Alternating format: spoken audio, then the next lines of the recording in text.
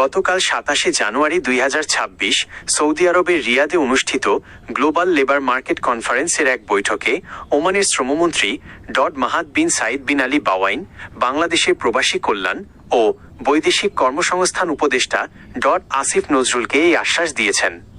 এই সিদ্ধান্তের ফলে আগামী মার্চ ২০২৬-এর মধ্যেই ওমানের শ্রমবাজার বাংলাদেশিদের জন্য পুনরায় পুরোপুরি উন্মুক্ত হতে যাচ্ছে। এই ঘোষণার প্রধান দিকগুলো এক নজরে। ভিসা চালুর সময়সীমা ওমান সরকার জানিয়েছে আগামী ২ মাসের মধ্যে তারা বাংলাদেশিদের জন্য নতুন ওয়ার্ক ভিসা ইস্যু করা শুরু করবে। কেন বন্ধ ছিল? মূলত ওমানে অবস্থানরত অনিয়মিত বা নথিপত্রহীন কর্মীদের তথ্য হালনাগাদ ও তাদের বৈধ করার প্রক্রিয়াকে গতিশীল করতে ২০২৩ সাল থেকে সাময়িকভাবে এই ভিসা বন্ধ রাখা হয়েছিল। দক্ষ কর্মীদের জন্য সুখবর, ইঞ্জিনিয়ার, ডাক্তার এবং নার্সদের মতো দক্ষ পেশাজীবীদের জন্য ওমানের বাজারে প্রবেশের প্রক্রিয়া আরও সহজ করার প্রতিশ্রুতি দেওয়া হয়েছে।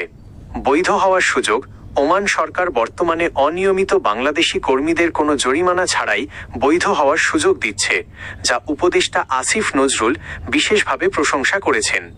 সরকারের পরবর্তী পদক্ষেপ: ভিসা প্রক্রিয়াকে আরও স্বচ্ছ ও আধুনিক করতে বাংলাদেশ সরকার কিছু গুরুত্বপূর্ণ পদক্ষেপের কথা জানিয়েছে। ১. প্রযুক্তি ব্যবহার, অভিবাসন ব্যবস্থাপনায় স্বচ্ছতা ও জবাবদিহি নিশ্চিতে ডিজিটাল সিস্টেমের ওপর জোর দেওয়া। ২.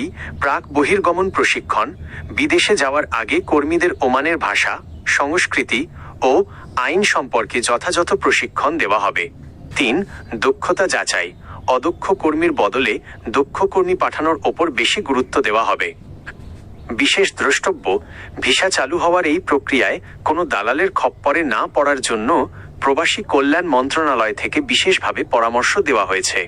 সবসময় সরকারি বিএমইটি ডাটাবেজ এবং অনুমোদিত এজেন্সির মাধ্যমে তথ্য যাচাই করবেন। আপনি কি ওমানের কোনো নির্দিষ্ট পেশার ভিসার জন্য যোগ্যতাসমূহ বা প্রয়োজনীয় কাগজপত্র সম্পর্কে জানতে চান?